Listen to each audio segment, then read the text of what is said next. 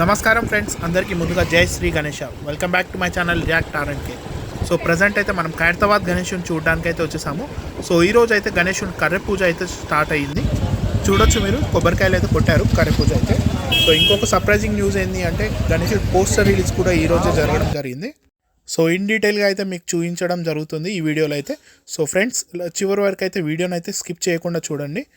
So చాలా informative video అయితే చేశాను. సో ఫ్రెండ్స్, ఈసారి గణపతి అయితే మనకు శ్రీ విశ్వశాంతి మహాశక్తి గణపతి రూపంలో అయితే దర్శనం ఇస్తున్నారు.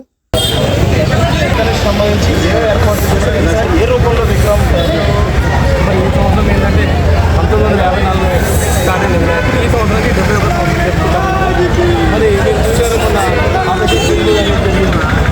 విశ్వశాంతి మహాశక్తి ఒకవైపు గజ్జలమ్మ అమ్మవారు, మరొక వైపు మీరు చూసినట్టు హయగ్రీవ స్వామి, పూరి జగన్నాథ టెంపుల్, మరి గాయత్రి అమ్మవారితో వెళ్ళిపోతూ ఉన్నారు.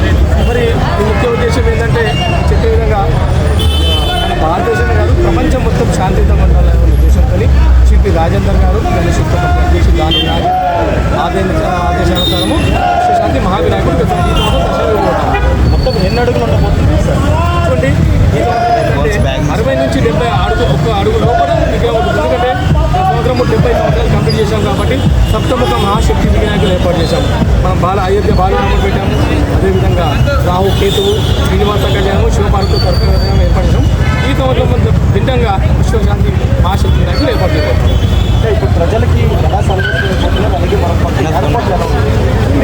మరొక 2 రోజులు కర్రలు వస్తాయి. కర్రలు కానీ పనులు స్టార్ట్ అవుతాయి. మరి ప్రభుత్వం పరంగా మన ముఖ్యమంత్రిగా రేవంత్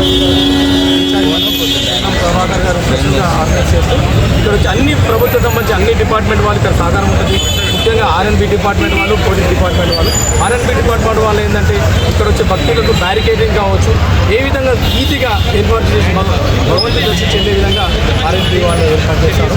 ఈ సంవత్సరం ముఖ్యంగా ఏంటంటే ఓల్డేజ్ ఉన్న వాళ్ళకు, అదేవిధంగా గర్భిణీలకు, అదేవిధంగా చిన్నపిల్లలు ఉన్న వాళ్ళకు స్పెషల్ లైన్ ఏర్పాటు చేయాలనే ఆలోచనలో ఉన్నాము. అది కూడా ఇంప్లిమెంట్ చేస్తాం.